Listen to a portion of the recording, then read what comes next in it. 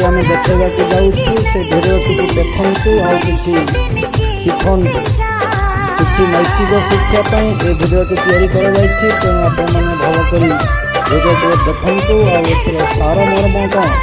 लिखिक मत कमेंट में जनातु ये गपटर टाइटल कौन बोले चलिए शिक्षण जिनस तेणु हृदय शिखे जानवे आउ लाइक करेंगे रही बाय।